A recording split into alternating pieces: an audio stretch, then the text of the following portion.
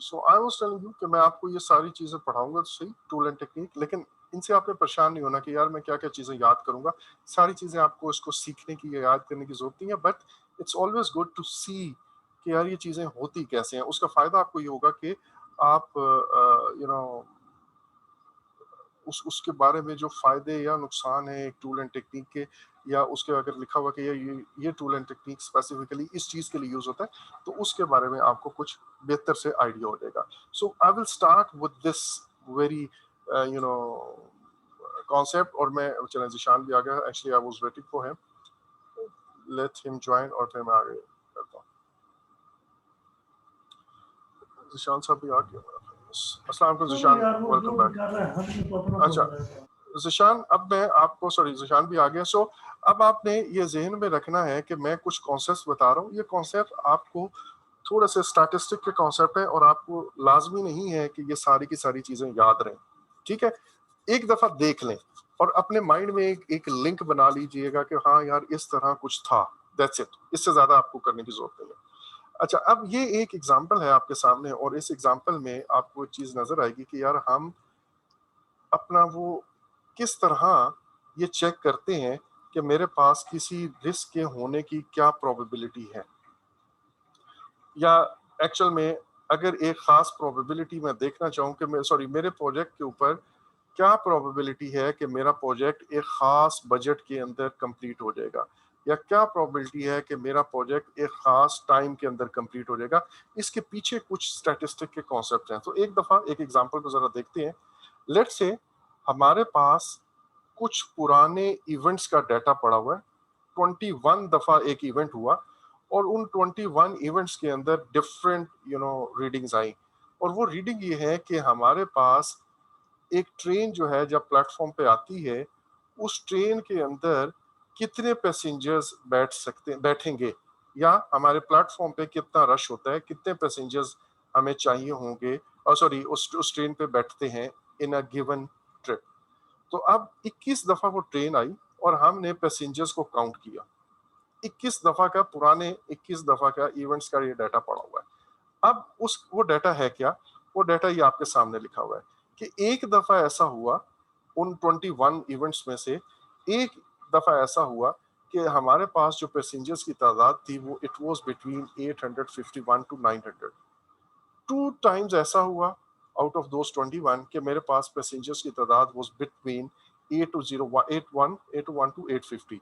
Three times ऐसा हुआ कि it was between 751 to 800। Seven times ऐसा हुआ कि it was between 701 to 750। Four times ऐसा हुआ कि it was between 650 and 700। And three times ऐसा हुआ कि it was between 601 to 650 and so on. और इसी तरह वन टाइम ऐसा हुआ कि वो लेस देन 600 थे। अब ये जो मेरे पास डाटा आया है पिछले प्रोजेक्ट का, अस्यूमिंग कि ये वाकई रियल टाइम डाटा है, वो जो डाटा क्वालिटी का हमने बात की थी वाकई ये सही डाटा है, तो हमने इसको यहाँ पे इस तरह प्लॉट किया या लिखा। वो क्या है जी? लेस देन 600 वन टाइम, 600 से लेकर 650 तक थ्री टाइम, 650 से 700 तक four time and so on. ये जो अभी मैंने आपको पढ़ के बताया।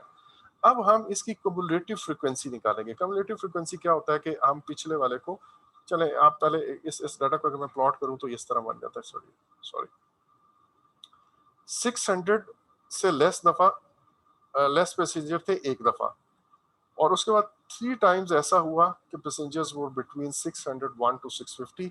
वही डाटा मैंने इस तरह प्लॉट कर दिया।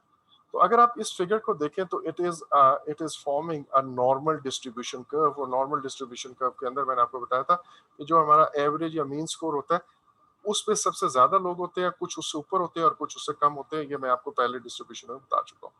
अच्छा, अब नेक्स्ट क्या है? नेक्स्ट है हम कम्युलेटिव फ्रीक्वेंसी बनाते हैं। और कम्युलेटिव फ्रीक्वेंसी में क्या है? ये 1+1 ज़ाहिर है, आउट ऑफ 21, आउट ऑफ 21 एक दफा ये लेस देन 600 था।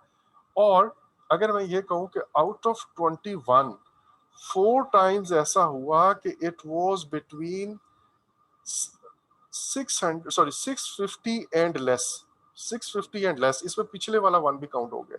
तो 3+1 ये कम्युलेटिव बन जाता है। फिर मैं कहता हूँ अच्छा, चौथे वाला कम्युलेटिव वैल्यू जो है, वो तीसरी वाली कम्युलेटिव वैल्यू क्या है? 8। 8 का मतलब ये है कि 8 टाइम टोटल ऐसा हुआ कि इट वाज लेस देन 700। उसमें 601 से 650 भी शामिल है, उससे लेस देन 600 भी शामिल है। तो इस तरह मैं पिछला ऐड करता जा रहा हूँ। 1 + 3 4, 4 + 4 8, अब 8 + 7 15 आ जाएगा। इसी तरह 15 + 3 18, 18 + 2 20। अगेन आपको याद करने की जरूरत नहीं है। 20 प्लस, सो 21 दफा अगर मैं कहूँ, 900 से कम वाली जो फिगर है ना, वो 21 से, आउट ऑफ 21 दफा ऐसा हुआ कि 900 से तो कम ही था। 900 से ऊपर क्योंकि किसी भी एक भी इवेंट में ऊपर नहीं गया। अच्छा, अब नेक्स्ट, अभी इसी की मैं परसेंटेज अगर निकाल लूं, तो परसेंटेज कैसे निकलेगी कि ये कमुलेटिव वैल्यू की परसेंटेज निकल रही है। आउट ऑफ 21 वन दफा ऐसा हुआ, सो 1 डिवाइडेड बाय 21 इंटू 100, ये बनता है 4.76%। इसी तरह 4 डिवाइडेड बाय 21 मल्टीप्लाइड बाय 100, 19.05%। फिर 8 divided by 21 multiplied by 100, 38 point. तो ये मेरे पास कमुलेटिव फ्रीक्वेंसी की परसेंटेज आ गई। और आखिरी वाला 20 out of 21 out of 21 into 100, 100% time मेरा पैसेंजर 900 से कम ही था। ये एक आपके पास अब परसेंटेजेस आ गई। इन परसेंटेजेस को मैं ड्रॉ करूंगा। ड्रॉ कैसे होगा, यहाँ पे आप देखें वो जो मैंने परसेंटेजेस की, लेस देन 600 वो मेरे पास एक खास परसेंट थी, अभी आपने लास्ट टेबल पे देखा, वो थी, सॉरी, 4.76, और फिर 19.05। तो आप यहाँ पे देखें 4.76 ये वाली, 19.05 ये वाली, और आखिरी वाली इसी तरह आप देखें तो वो 100% है। तो ये मैंने परसेंटेजेस को, कमुलेटिव परसेंटेजेस को इस तरह प्लॉट कर लिया। अब अगर मैं इस एक लाइन ज्वाइन करूं इन सारों को, तो वो ये लाइन बनती है। नाउ अगर मैं दरमियान से डाटा निकाल दूं, तो ये मेरे पास एक एस कर्व बनता है। ये एस कर्व एक्चुअली मुझे हेल्प करता है अब डिफरेंट प्रोबेबिलिटीज निकालने के लिए। अब वो कैसे होगा, वो ऐसे होगा कि लेट्स से मैं आपसे पूछता हूँ, सपोज यू डिसाइड कि हमारे पास तकरीबन 850 पैसेंजर्स पर ट्रेन आएंगे। तो मैं कहता हूँ कि क्या प्रोबेबिलिटी है कि मेरे पास ये पैसेंजर्स 850 होंगे, या मैं कहता हूँ क्या प्रोबेबिलिटी है कि मेरे पास मोर देन 850। यहाँ पे अगर मैं ये प्लॉट कर लूँ आपके पास, ये 850 है। 850 से लेस 100% है। 850 से ऊपर होने का चांस लेट्स से 0% है इस प्लॉट के मुताबिक। तो अच्छा, अब मैं अगर आपसे किसी एक खास टाइम की वो पूछूं कि यार इसकी प्रोबेबिलिटी क्या, व्हाट इज द चांस कि हमारे actual passengers, it would be between 701 to 800। 701 ये है, यहां से लेकर 800 तक क्या प्रोबेबिलिटी है कि हमारे पैसेंजर्स आएंगे। तो मैं 800 की जब प्रोबेबिलिटी यहाँ पे निकालता हूँ, वो एक वैल्यू आती है लेट्स से ये वाली। 701 की निकालता हूँ तो प्रोबेबिलिटी आती है ये वाली। इन दोनों का जो डिफरेंस है, that is the actual probability कि मेरे पास passengers would be somewhere between 700 to 800। अच्छा, अब मैं आपको ये करके दिखाता हूँ, उसके बाद मैं बताता हूँ प्रोजेक्ट के ऊपर हम इस डाटा को कैसे यूज करते हैं। यहाँ पे लेट्स से ये मेरे पास आया 95%, और ये मेरे पास आया 70%, सॉरी ये वाला। तो 95 minus 70, it is actually 25%। Let's say यहाँ पे मेरे पास प्रोबेबिलिटी है कि मेरे पैसेंजर्स जो हैं, it would be between 700 to 800। इसका हम क्या यूटिलाइजेशन करते हैं प्रोजेक्ट के अंदर, ये तो मैंने आपको पैसेंजर्स की एग्जांपल दी, लेकिन प्रोजेक्ट के ऊपर क्या होता है, हम अपने प्रोजेक्ट के ऊपर पुराने प्रोजेक्ट्स के जरिए या रिलायबल डाटा मार्केट से परचेज करके ये देखते हैं कि यार एक रिस्क है आपके पास, यहाँ पे लेट्स से ये कॉस्ट के एस्टीमेट है, या ये आपके ड्यूरेशन के एस्टीमेट है नीचे, कि इतनी दफा ऐसा हुआ कि मेरा प्रोजेक्ट 600 डेज से कम में बन गया। इतनी दफा ऐसा हुआ कि मेरा प्रोजेक्ट जो है वो 601 से 650 डेज में बना। इतनी दफा ऐसा हुआ कि प्रोजेक्ट जो है 651 से 700। उसके पीछे अगेन वही डाटा होगा जो हमने पीछे बनाया है। ठीक है, इस तरह का कोई रिलायबल डाटा होगा।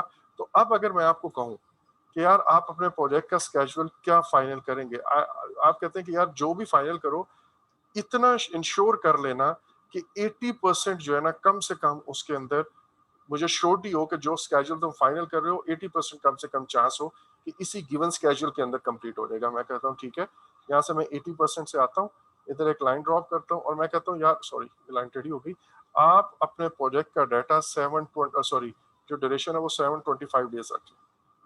80% चांस है कि इसके अंदर अंदर प्रोजेक्ट हो जाएगा।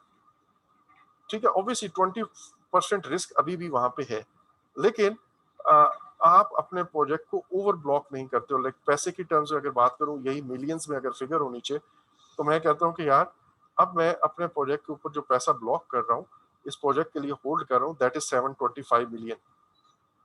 तो मुझे ये 800 मिलियन या 850 मिलियन रखने की जरूरत नहीं है।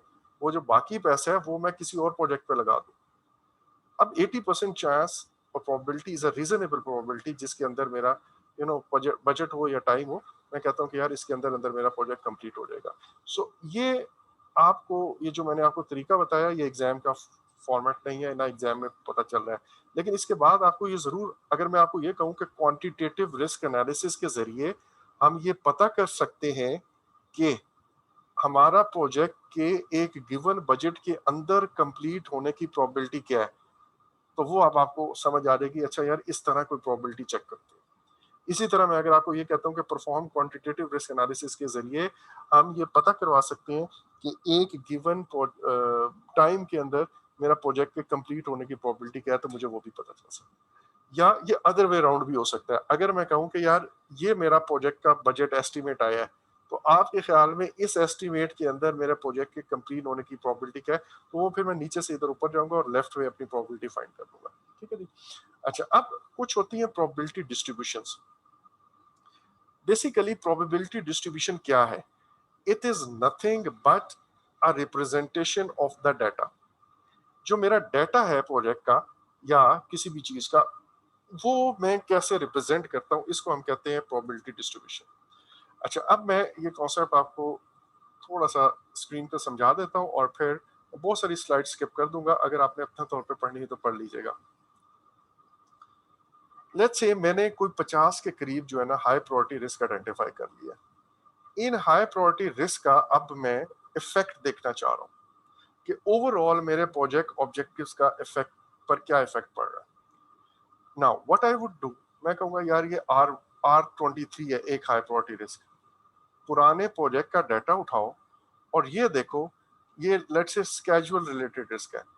जब ये रिस्क अकर करता है तो कौन कौन सी एक्टिविटी उस पे स्केड्यूल कितना कितना वेरी करता है। ठीक है, अब वो मुझे कहता है कि यार जब भी ये रिस्क होता है ना, तो ऑन एवरेज तकरीबन आप कह लें कि 15 दिन का एक्टिविटी का डिले आता है। बाज दफा इससे ज्यादा भी आ जाता है, वो जो 1 सिग्मा 2 सिग्मा 3 सिग्मा, बाज दफा ऐसा भी हुआ है कि ज्यादा आया, बाज दफा ऐसा भी हुआ है कि 15 दिन से डिले कम आया। बट ज्यादातर प्रोजेक्ट्स का जो डाटा है वो ये बता रहा है। ठीक है जी। अब ये मैं पुराने प्रोजेक्ट का डाटा उठा के देख रहा हूँ और मैं कहता हूँ कि यार ये तो नॉर्मल डिस्ट्रीब्यूशन बन रही है कि कुछ मीन से ऊपर है, ये मेरे मीन वैल्यू है, एवरेज 15 दिन का डिले है, और कुछ ऊपर है कुछ कम है। बाज दफा कुछ रिस्क ऐसे होते हैं, लेट से एक रिस्क है और वो ये रिस्क है कि अगर तो मेरा सामान जो पोर्ट पे आ रहा है वो कस्टम क्लियरेंस हो जाती है फर्स्ट गो में। ठीक है, ये मैंने एक लेट से R15 एक रिस्क है जो कस्टम क्लियरेंस से रिलेटेड है, तो फिर मेरे प्रोजेक्ट का ड्यूरेशन 15 डेज होता है या चले 20 डेज होता है शिपमेंट आने का। लेकिन अगर कस्टम क्लियरेंस में चीज फंस जाती है तो फिर वो तकरीबन 20 दिन का प्रोसेस है या 15 दिन का प्रोसेस है, वो 15 दिन मजीद लेगा और मेरा 35 डेज में वो मटेरियल पहुंचेगा। तो मेरी एक्टिविटी 15 डेज से डिले हो सकती है। तो इस टाइप का रिस्क के बारे में आपकी सिर्फ दो पॉसिबल वैल्यूज हैं, या 20 डेज लगेंगे या यहाँ पे लेट्स से 35 डेज लगेंगे। तो दो ही पॉसिबल वैल्यूज हैं, 35 या 20। इस तरह का जो मतलब कुछ मेरे पास पास प्रोजेक्ट में जब मैं उठा के देखूंगा तो मेरे पास वैल्यूज 35 डेज की आ रही होंगी, कुछ मेरे पास 20 डेज की आ रही होंगी। इस टाइप की डिस्ट्रीब्यूशन को हम कहते हैं यूनिफॉर्म डिस्ट्रीब्यूशन। इसी तरह आपने कुछ और डिस्ट्रीब्यूशन भी पढ़ी हुई है कि पुराने प्रोजेक्ट का डाटा आपको ये बताता है कि वर्स्ट केस सिनेरियो के अंदर मेरे पास एक खास ड्यूरेशन है, बेस्ट केस सिनेरियो के अंदर एक खास ड्यूरेशन है, और मोस्ट लाइकली जो है वो फास्ट ड्यूरेशन, वो जो 3 पॉइंट एस्टिमेट हमने पढ़े हुए हैं, तो वो डिस्ट्रीब्यूशन कहलाती है ट्रायंगुलर। तो पुराने प्रोजेक्ट का डाटा एक्चुअल में ये शेप बनाते हैं। तो मेरा जो डाटा है उसको जब मैं प्लॉट करता हूँ तो वो एक खास शेप बन जाती है। अच्छा, अब इस जगह पे मेरा प्रोजेक्ट मॉडल पड़ा हुआ है। लेट्स से अभी हम स्केड्यूल की बातें कर रहे हैं। प्रोजेक्ट स्केड्यूल मॉडल पड़ा हुआ है जिसके अंदर डिफरेंट एक्टिविटीज हैं, कुछ 200 के करीब एक्टिविटीज हैं, और ये एक्टिविटीज इस तरह पड़ी हुई हैं। उनके दरमियान कोई रिलेशनशिप है, वो भी सब कुछ फाइनल है। अब मेरे पास कुछ 50 के करीब रिस्क है। हर रिस्क की मल्टीपल वैल्यूज पॉसिबल है। मतलब ये भी हो सकता है 15 दिन ले, ये भी हो सकता है ये 17 दिन ले, ये भी हो सकता है ये 10 दिन ले। इसी तरह R15 हो सकता है ये 10 दिन ले और 35 डेज ले, या 10 दिन ले और 20 डेज ले। इसी तरह यहाँ पे पॉसिबल वैल्यूज है। सो यहाँ पे मल्टीपल पॉसिबल वैल्यूज यहाँ पे डिफरेंट एक्टिविटीज के ड्यूरेशन पे जा सकती है।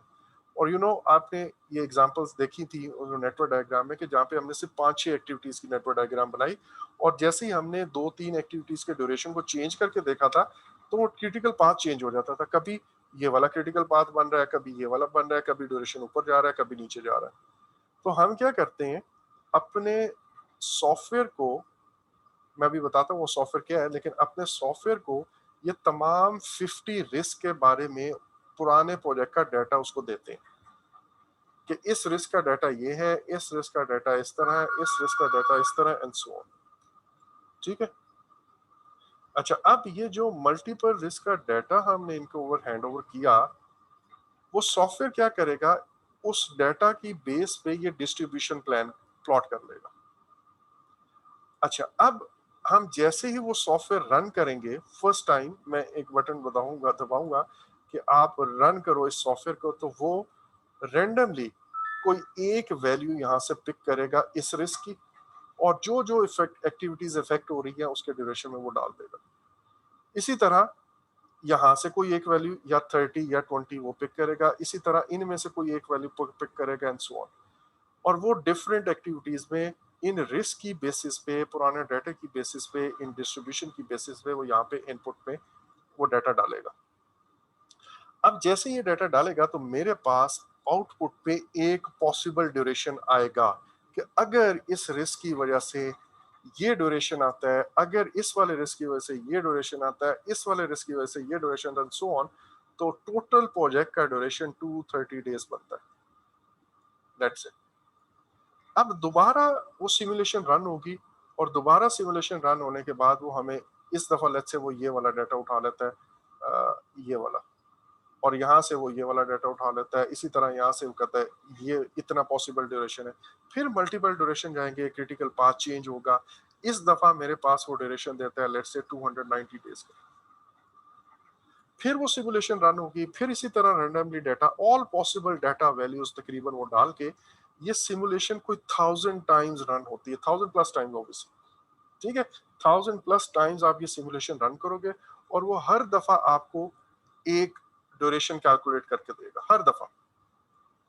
ठीक है, एक डिफरेंट, और ये ऑब्वियसली 3-4 मिनट के अंदर, 5 मिनट, 10 मिनट, और डिपेंड करता है कि मेरे यहाँ पे इनपुट पे डाटा कितना है, वो सिमुलेटर रन करता है और आपको डिफरेंट ड्यूरेशन दे देता है। अब जब मेरे पास ये डिफरेंट ड्यूरेशन आ जाती है, तो हम क्या करते हैं, हम अभी जो थोड़ी देर पहले प्लॉट किया था, मैं इसको इरेज कर रहा हूँ, और ये मेरे पास पॉसिबल डिफरेंट ड्यूरेशन आ गए। अब हम क्या करेंगे, हम ये करेंगे कि यार ऐसा कितनी दफा हुआ, ये जो मेरे पास लेट से 1000 दफा हमने सिमुलेटर रन किया और 1000 डिफरेंट पॉसिबल ड्यूरेशन की वैल्यूज आई, तो मैं कहता हूँ यार कितनी दफा ऐसा हुआ कि ड्यूरेशन वाज लेस देन 200। तो इन 1000 आउटपुट में से मैं उसकी वैल्यू करके यहाँ पे प्लॉट कर लूंगा कि यार लेट्स से 10 टाइम्स ऐसा हुआ कि ड्यूरेशन वाज लेस देन 200। तो कितनी दफा ऐसा हुआ कि ड्यूरेशन वाज बिटवीन 200 टू 210, या 200 टू 220, और मैं कहता हूँ कि यार तकरीबन 1000 में से 60 दफा मेरे पास ये वैल्यूज ऐसी आई हैं कि जिसमें duration was this, and so on. इस तरह मैं करके, जो अभी मैंने वो आपको ट्रेन वाली एग्जांपल दी थी, उस तरह हम डाटा प्लॉट करेंगे। वो डाटा प्लॉट करने के बाद उनकी कमुलेटिव वैल्यूज देखेंगे। कमुलेटिव वैल्यूज देखने के बाद मेरे पास एक एस कर्व आ जाएगा, वो जो हमने प्लॉट किया था यूं, और अब मैं अपने प्रोजेक्ट का टोटल ड्यूरेशन यहाँ पे वो डिफरेंट ड्यूरेशन है, लेस देन 200, 200 से 10 से 20 तक, 20 से 30 तक, 30 से 40 तक, 50 तक, 60 तक, 90 तक एंड सो ऑन। ठीक है, और इधर मेरे पास प्रोबेबिलिटीज लिखी हुई हैं, ये 100% है और ये इसी तरह 0% है। तो अब मैं बड़े आराम से अपनी ये परसेंटेज चेक कर सकता हूँ, यार क्या पॉसिबिलिटी है या क्या प्रोबेबिलिटी है कि मेरा ड्यूरेशन 270 डेज से लेकर 280 डेज तक होगा। तो मैं कहता हूँ ठीक है जी, यहाँ से चेक कर लेते हैं जी, ये कोई साइंस नहीं है, ये साइंस है। ठीक है, सो दिस वे हम ये जो प्रोबेबिलिटी डिस्ट्रीब्यूशन है इनको यूज करते हुए और जो सिमुलेशन को रन करते हुए हम अपने ड्यूरेशन की वैल्यूज में फाइंड करते हैं। Same goes for cost estimates. Cost का भी हम इसी तरह निकाल सकते हैं कि बजट कितना होगा, कितने परसेंट चांस है कि इतने बजट में ये कंप्लीट हो जाएगा। तो ये जो कॉन्सेप्ट प्रोबेबिलिटी डिस्ट्रीब्यूशन का है, ये आपको जितना मैंने बताया इतना काफी है। मॉडलिंग का मैंने आपको बता दिया, ये जो हमने एक मॉडल बनाया था जिसमें हमने कहा था कि हमारे प्रोजेक्ट की एक्टिविटीज का रिलेशनशिप ये है, वो एक मॉडल बन गया, स्केड्यूल मॉडल जिसकी मैं बात की थी, और उसके ऊपर हमने सिमुलेशन रन की थी। ठीक है। अच्छा, लेकिन आपको ना ये वर्ड लाजमी याद होना चाहिए, model is a representation of real life. अब वो जो हमने स्केड्यूल प्रोजेक्ट के ऊपर है उसका एक रियल लाइफ की एक रिप्रेजेंटेशन बनाई, और इसके अंदर दो होते हैं, एक प्रोबेबिलिस्टिक होता है, डिटरमिनिस्टिक, खैर इनको आप बेशक भूल जाए। सिमुलेशन ये वो टेक्निक है जो मॉडल्स के अंदर हम यूज करते हैं टू जनरेट फ्यूचर सिनेरियोज। अब हमने वो डिफरेंट फ्यूचर सिनेरियोज जनरेट किए थे ना, कि अगर ये इस रिस्क की वैल्यू इतनी होती है एंड इस वाले की इतनी होती है एंड इस वाले की इतनी होती है एंड इस वाले की इतनी होती है, तो मॉडल में अगर ये डिफरेंट पॉसिबल सिनेरियोज हैं तो मेरा ड्यूरेशन कितना होगा। तो मल्टीपल सिनेरियोज, फ्यूचर सिनेरियोज को हमने सिमुलेशन के थ्रू जनरेट किया और उसके नतीजे में अपने पॉसिबल स्केड्यूल उसको कैलकुलेट कर लिया। अच्छा, अगेन अब जो मैंने आपको ये बताया ना सिमुलेशन, वो है मॉन्टे कार्लो सिमुलेशन। और इस सिमुलेशन के अंदर हम क्या करते हैं, हम वो जो रैंडम नंबर जनरेट कर रहे होते हैं based on the pass project data, वो जो रिस्क का पुराना डाटा होता है उसकी बेस पे हम कुछ रैंडम ड्यूरेशन या रैंडम इनपुट जनरेट करते हैं, वो मॉन्टे कार्लो एनालिसिस इसको कहते हैं, या ये जो सिमुलेशन हम रन करते हैं इसको मॉन्टे कार्लो सिमुलेशन कहते हैं। सो हम एक मॉडल के अंदर वो सिमुलेशन रन करते हैं, उसके नतीजे में हमें पता चल जाता है कि यार आपका प्रोजेक्ट के ऊपर जो कॉस्ट के एस्टीमेट हैं, स्केड्यूल के एस्टीमेट हैं, ड्यूरेशन एस्टीमेट है, उनके होने की प्रोबेबिलिटी क्या है। ठीक है, and this is very effective and powerful tool. लेकिन अगेन पुराने प्रोजेक्ट का डाटा रिलायबल हमें कहाँ से मिलेगा, उसकी क्वालिटी क्या होगी, इस सिमुलेशन को रन करने के तरीके ज़ाहिर है अभी आपको बिल्कुल हल्का सा टच मतलब वो दिया है, एंड कि इट सीम्स कॉम्प्लेक्स, ये इतना आसान नहीं है, तो आपके पास कोई ये सिमुलेशन रन करने वाला एक्सपर्ट भी है या नहीं है। तो इस तरह की चीज़ें आपको देखनी पड़ती हैं, और जैसे मैंने कहा कि सेवरल थाउजेंड टाइम्स आप इस सिमुलेशन को रन करते हो और अल्टीमेटली आपके पास वो डाटा आता है, उस डाटा को आप यू नो एडजस्ट करते हो, उस तरह आप अपनी परसेंटेजेस या प्रोबेबिलिटीज जो है वो निकाल लेते हो। अच्छा, अब क्वांटिटेटिव स्केड्यूल रिस्क एनालिसिस के लिए it is also possible to conduct a criticality analysis. Criticality analysis ये है कि कौन से elements of risk model have the greatest effect on the project critical path. आपके सारे के सारे एलिमेंट्स जो है ना, आपके जो रिस्क हैं वो सारे के सारे क्रिटिकल पाथ को नहीं चेंज कर रहे होते। We would like to know कि यार कौन सा हमारे वो जो रिस्क मॉडल अभी हमने बनाया था, उस रिस्क मॉडल के अंदर वो कौन सी चीज है जो सबसे ज्यादा क्रिटिकल पाथ को इफेक्ट करती है। अब वो भी सिमुलेशन के थ्रू हमें पता चल जाता है कि यार इतनी दफा ऐसा हुआ, इतनी दफा ऐसा हुआ, वो एक्चुअल में हमें बताता है कि सबसे ज्यादा जो फ्रीक्वेंसी है, वो जैसे हम कह रहे थे परसेंटेजेस में उसको हम एक्सप्रेस कर देते हैं, वो हमें पता चलता है कि यार ये वाले रिस्क फैक्टर्स सबसे ज्यादा इफेक्ट कर रहे हैं। इससे फायदा हमें ये होगा कि अपने रिस्पॉन्स प्लानिंग के वक्त मैं उन रिस्क फैक्टर्स को सबसे ज्यादा इंपॉर्टेंस दूंगा और उनको एड्रेस करने की कोशिश करूंगा। सो जब क्रिटिकलिटी एनालिसिस हो जाता है, it allows the project team to focus risk response planning effort, ताकि हम उन चीजों पे सबसे ज्यादा फिक्र करें या प्लान करें जो हमें हाईएस्ट पोटेंशियल इफेक्ट जो है वो दे रही है ओवरऑल रिस्क परफॉर्मेंस पे। अच्छा जी, अगेन सॉरी, अच्छा ये मैंने आपको एक एग्जांपल दिखाई थी कॉस्ट के अंदर भी, और उस कॉस्ट के अंदर मैंने आपको कहा था कि यार ये तीन 3 पॉइंट एस्टिमेट है, और इस तरह हम अपनी एक एक ये फंक्शन सॉरी एक ये एस कर्व कैलकुलेट करते हैं, और एस कर्व ये वाला ये बिल्कुल उसी तरह कैलकुलेट किया हुआ है कि पुराने प्रोजेक्ट का डाटा उठा के या 3 पॉइंट एस्टिमेट लेके हमने ये फैसला किया, ये सारी चीजें देखी हैं, ठीक है जी। अच्छा, और उसकी बेस पे हम अपने कॉन्टीजेंसी रिजर्व करते हैं, ये मैंने कॉस्ट वाले चैप्टर में आपको कराया हुआ है, तो इसको आप वहां पे देख लीजिएगा, अगर आप अभी याद नहीं आ रहा तो वहां देख लीजिएगा। सो अगेन, जैसे मैंने कहा कि ये सारे काम करने को आपको आने नहीं चाहिए, इतनी थ्योरी आपको नहीं चाहिए। अगर मैं आपको समरी ये बताऊं कि आपको सिर्फ एक स्लाइड देखनी है और उस स्लाइड के मुताबिक हमें इतना पता होना चाहिए कि हमारे पास जो मॉन्टी कार्लो एनालिसिस है वो बेसिकली जो है ना वो बहुत, आप कहते हो कि फायदेमंद एनालिसिस है, विच टेल्स अस कि किसी भी एक एक्टिविटी की क्रिटिकल पाथ पर आने के क्या चांसेस हैं, या हमारा प्रोजेक्ट का टोटल ड्यूरेशन, एक खास टोटल ड्यूरेशन अगर आता है तो क्या प्रोबेबिलिटी है कि हमारा इस गिवन ड्यूरेशन के अंदर प्रोजेक्ट कंप्लीट हो जाएगा, या वाइस वर्सा। कि मैं कहता हूं कि अगर मैं चाहता हूं कि 80% प्रोबेबिलिटी हो कि मेरा जो भी ड्यूरेशन हम फाइनल करें उस ड्यूरेशन के अंदर अंदर प्रोजेक्ट कंप्लीट हो जाए, तो वो ड्यूरेशन क्या होगा। तो दोनों सूरतों में हम इसको चेक कर लेते हैं, और इसके 4 मेरे ख्याल में पॉइंट्स लिखे हुए अगेन, पहले जब हमने मॉन्टी कार्लो किया था, जब हम एस्टिमेशन का चैप्टर कर रहे थे, तो वहां पे जाके वो 5 फायदे भी देख लीजिएगा। सो एक या दो क्वेश्चन इसके मॉन्टी कार्लो के आते हैं, लेकिन आपने कैलकुलेशन नहीं परफॉर्म करनी, रादर आप जरा इसको देखिए कि Monte Carlo analysis is usually done with the computer program. पहली बात, it evaluates the overall risk of the project, ये आपको पता होना चाहिए।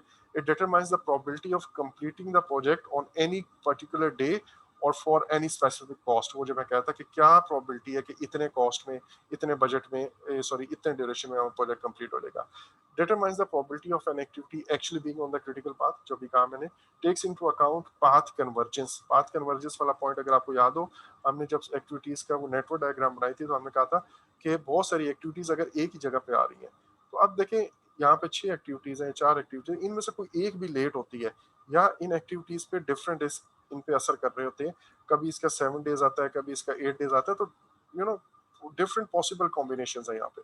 तो वो सारे के सारे कॉम्बिनेशन हमें ये मॉन्टी कार्लो के थ्रू, वो मल्टीपल पॉसिबल वैल्यूज, कभी एक वैल्यू उठा के इधर डालता है, कभी दूसरी डालता है, तो हमारे लिए उसको सिमुलेट करना हमारे लिए आसान हो जाता है। और ये जो अनसर्टेनिटीज हैं वो डिफरेंट अनसर्टेनिटीज है, ये भी हो सकता है, ये भी हो सकता है, ये भी हो सकता है, ये रिस्क ना आकर करे, ये भी हो सकता है रिस्क आकर करे सिर्फ 7 दिन ड्यूरेशन लेट हो, ये भी हो सकता है रिस्क आकर करे 25 दिन ड्यूरेशन लेट हो, एंड सो ऑन। वो जितनी भी अनसर्टेनिटी है उसका ओवरऑल प्रोजेक्ट पे क्या इफेक्ट है वो हमें निकाल के दे देता है। It results in a probability distribution. वो जो मैंने आपको कहा कि जब मेरे पास वो थाउजेंड्स ऑफ वैल्यूज आ जाए, तो उसके नतीजे में हम देखते हैं कि कितनी दफा मेरा सिमुलेटर ने ये बताया कि ये ड्यूरेशन हो सकता है, कितनी दफा सिमुलेटर ने बनाया ये ड्यूरेशन, तो वो बजाते खुद एक नॉर्मल डिस्ट्रीब्यूशन बन गया था। अगेन अगर आपको ये पार्ट समझ नहीं आई तो इसको काइंडली पीछे जाके रिवाइंड करके देख लीजिएगा। अच्छा, अब एक और, सॉरी मैं बहुत ही आगे चला गया। अगला जो हमारा पॉइंट है वो sensitivity analysis. Sensitivity analysis basically हमें ये बताता है, सेंसिटिविटी एनालिसिस के बारे में जो बातें आपको पता होनी चाहिए वो क्या है, कि हम ये देखना चाहते हैं कि मेरा ड्यूरेशन, प्रोजेक्ट का ड्यूरेशन किस वाले रिस्क से सबसे ज्यादा इफेक्ट होता है। अभी मैं सिर्फ ड्यूरेशन की बात कर रहा हूं, बट इसी तरह मेरा बजट वो किस वाले रिस्क से सबसे ज्यादा इफेक्ट होता है। मींस मेरा बजट किन रिस्क से ज्यादा सेंसिटिव है, या किन रिस्क की तरफ मेरा स्केड्यूल ज्यादा सेंसिटिव है। तो हम क्या करते हैं, हम इस एनालिसिस की बेस पे ये देखना चाहते हैं कि कौन से वाले रिस्क हमारे पास सबसे ज्यादा स्केड्यूल को इफेक्ट करते हैं, फिर कौन से वाले रिस्क उससे कम करते हैं, फिर कौन से वाले रिस्क उससे कम करते हैं। अब यहाँ पे ये जो डिफरेंट सेंसिटिविटी है हमारे रिस्क की, सॉरी हमारे जो स्केड्यूल की सेंसिटिविटी टुवर्ड्स दिस रिस्क सबसे ज्यादा है, उससे बाद हमारे रिस्क की स्केड्यूल की सेंसिटिविटी दूसरे रिस्क से उससे कम है, फिर तीसरे रिस्क से उससे कम है, एंड सो ऑन। ये सेंसिटिविटी आप कैसे चेक करते हो? अगर आपको याद हो, हमने एक आर की वैल्यू का जिक्र किया था। कहाँ पे जिक्र किया था? जब हम पढ़ रहे थे क्या कहते हैं, स्कैटर डायग्राम। स्कैटर डायग्राम में मैंने कहा था कि दो वेरिएबल्स के दरमियान रिलेशनशिप मुझे कैसे पता चलता है। मैं कहता हूं कि यार जैसे जैसे एक चीज बढ़ाते हैं दूसरी चीज उसके साथ बढ़ती है या कम होती है। तो आर की वैल्यू 1 या 2 या 3 आती है। अब अगर मैं एक रिस्क की वैल्यूज के साथ ड्यूरेशन की वैल्यू चेक करता रहूं कि यार जब रिस्क इतना था तो ड्यूरेशन इतना आया, जब रिस्क इतना हुआ ड्यूरेशन इतना हो गया, जब रिस्क इतना हुआ ड्यूरेशन इतना हो गया, तो अब ये लेट्स से 1 की वैल्यू आ रही है आर की, आर इज इक्वल टू 1। इसी तरह मैं एक और रिस्क देखता हूँ, उसमें हमारे पास ड्यूरेशन की वैल्यू जो है ना, सॉरी आर की वैल्यू आती है 0.9 के। ठीक है, जैसे जैसे रिस्क बढ़ा वैसे वैसे ड्यूरेशन भी बढ़ा, लेकिन इतना भी नहीं, बिल्कुल जैसे जैसे बढ़ता गया बिल्कुल उसके साथ साथ। इसी तरह आर की वैल्यू हमारे पास 0.8 भी आ सकती है, 0.7 भी आ सकती है। सो डिफरेंट आर की वैल्यूज आएंगी फॉर डिफरेंट रिस्क। कुछ रिस्क बहुत ज्यादा हमारे स्केड्यूल को ऊपर नीचे करेंगे, थोड़ा सा रिस्क ऊपर हुआ स्केड्यूल ऊपर चला गया, थोड़ा सा रिस्क नीचे हुआ स्केड्यूल में नीचे चला गया। सो अब मैं इन रिस्क को प्लॉट कर सकता हूँ। एक बात तो आप ये याद रखिए कि मैं इन रिस्क को प्लॉट करूंगा। दूसरी बात ये कि हमारे पास कुछ रिस्क ऐसे भी होंगे जो पॉजिटिव रिस्क होंगे, और कुछ रिस्क ऐसे भी होंगे जो नेगेटिव रिस्क होंगे। पॉजिटिव रिस्क और नेगेटिव रिस्क को जब मैं प्लॉट करता हूं, फॉर एग्जांपल ये है मेरी जीरो लाइन, ठीक है, फॉर एग्जांपल ये जीरो लाइन है। अब पहला रिस्क है मेरा R1। ये जो R1 रिस्क है, इसको इसका प्रोजेक्ट स्केड्यूल के साथ जो रिलेशनशिप आया, लेट्स से वो 0.8 आया, ये 0.8 है, यहाँ पे लेट्स से 0.4 है, 0.4 है एंड सो ऑन, इस तरह, ठीक है। ये मेरे पास R की वैल्यू है। तो मेरा जो स्केड्यूल है, जैसे जैसे ये रिस्क बढ़ता है मेरा स्केड्यूल भी बढ़ता है, और वो कितना बढ़ता है, वो आर रिलेशनशिप आया 0.8। एक और है मेरे पास रिस्क, यहाँ पे मेरे पास स्केड्यूल कम होता है 0.2 माइनस में, यहाँ पे 0.3 सॉरी 0.4 माइनस में, यहाँ पे 0.6। वो लेट से अपॉर्चुनिटी है। जैसे जैसे वो अपॉर्चुनिटी का चांस बढ़ता है, यानी कि मेरी वो पॉजिटिव रिस्क का चांस बढ़ता है, वैसे वैसे मेरा स्केड्यूल कम होता है, और मैं कहता हूँ उसकी स्ट्रेंथ है 0.6। तो दूसरे नंबर पे अगर ये थोड़ा ज्यादा, सॉरी इसको मैं लंबा कर देता हूँ, ये 0.8 है और ये 0.6 है। अगला फिर मेरा पॉजिटिव रिस्क है और उसकी स्ट्रेंथ इतनी है, फिर नेगेटिव रिस्क है उसकी स्ट्रेंथ इतनी है, ठीक है, इस तरह। तो अब अगर मैं देखूं तो ये ना तकरीबन एक डायग्राम बन जाती है, जिसको आप टोर्नेडो की शक्ल, वो जो एक इस तरह क्या होता है, वो हवा का जो पानी का टोर्नेडो बनता है, तो आप ये देखते हो कि एक टोर्नेडो की शेप बन जाती है। तो इस वजह से इस वाले को टोर्नेडो डायग्राम का नाम दिया जाता है। तो हम सेंसिटिविटी एनालिसिस करते हैं कि मेरा प्रोजेक्ट स्केड्यूल, लेट्स से अभी हम स्केड्यूल की बात करें, मेरा प्रोजेक्ट स्केड्यूल एक रिस्क से कितना ज्यादा सेंसिटिव है, और वो सेंसिटिविटी मुझे मिल जाती है इन टर्म्स ऑफ, जैसे मैंने कहा, आर की वैल्यू से। सो अगर मैं ये कहूँ यहाँ पे कि सेंसिटिविटी एनालिसिस हम जनरली टोर्नेडो डायग्राम की शक्ल में शो करते हैं, और टोर्नेडो डायग्राम एक्चुअल में एक कोरिलेशन कोफिशिएंट कैलकुलेट करता है। ये जो आर की वैल्यू मैं बता रहा हूँ, that is correlation coefficient for each element of quantitative risk analysis model that can influence the project outcome. मैं अभी आपको डिसेंडिंग स्ट्रेंथ में इसको बताता हूँ, इसकी तस्वीर दिखा दे तो आपको समझ आ जाएगी। सॉरी, ये वाली, कि यहाँ पे मैंने कहा कि ये मेरा एक रिस्क है, ये वाला मैन्युफैक्चर मैन्युफैक्चर डायरेक्टर्स। अब ये रिस्क नहीं है, ये बेसिकली इस एक्टिविटी के अंदर एक अनसर्टेनिटी है, और जितनी जितनी अनसर्टेनिटी बढ़ती है लेट्स से, उतना उतना मेरा ड्यूरेशन आगे चला जाता है, और उसकी, हमारे प्रोजेक्ट की ड्यूरेशन की और इस अनसर्टेनिटी के दरमियान जो रिलेशनशिप आया है, वो लेट्स से 0.5 से थोड़ा ऊपर आया। फिर एक और रिस्क है डीसीएस में फेल इंस्टॉलेशन टेस्ट। कोई इंस्टॉलेशन टेस्ट है, अगर वो फेल हो जाता है तो जाहिर है मुझे ज्यादा काम करना पड़ेगा, दोबारा से टेस्ट करना, काम करना पड़ेगा, तो उस सूरत में भी स्केड्यूल डिले हो रहा है। लेकिन इस रिस्क का मेरे स्केड्यूल के साथ जो रिलेशनशिप है वो 0.4 है। अब अगला आप देखें, डुप्लीकेट टेस्ट में नॉट बी रिक्वायर्ड। ये एक अपॉर्चुनिटी है कि अगर वो डुप्लीकेट टेस्ट स्किप हो जाता है तो मेरा ड्यूरेशन कम हो जाएगा। इसका मतलब है अपॉर्चुनिटी जितनी जितनी बढ़ेगी, ड्यूरेशन उतना उतना कम होगा। तो इन दोनों के दरमियान जो रिलेशनशिप है वो नेगेटिव रिलेशनशिप होगा, और वो हम देखते हैं कि वो नेगेटिव रिलेशनशिप -0.2 की शक्ल में यहाँ पे आपको नजर आ रहा है। देन कंस्ट्रक्ट कंट्रोल रूम, ये एक एक्टिविटी है जिसके अंदर अनसर्टेनिटी है, लेकिन इसकी अनसर्टेनिटी मेरे प्रोजेक्ट स्केड्यूल को सिर्फ इतना ही इफेक्ट कर रही है, इसका रिलेशनशिप की स्ट्रेंथ 0.2 है एंड सो ऑन। इस तरह मैं डिसेंडिंग ऑर्डर में स्ट्रेंथ के डिसेंडिंग ऑर्डर में इसको लिखता चला जा रहा हूँ और ये मेरे पास एक टॉर्नेडो डायग्राम की शक्ल बन गई है। अच्छा, अब ये तो मैंने ड्यूरेशन की बात की, बिल्कुल इसी तरह मैं कॉस्ट की भी बात कर सकता हूँ, बिल्कुल इसी तरह मैं क्वालिटी की भी बात कर सकता हूँ। तो tornado diagram basically it is kind of a sensitivity analysis.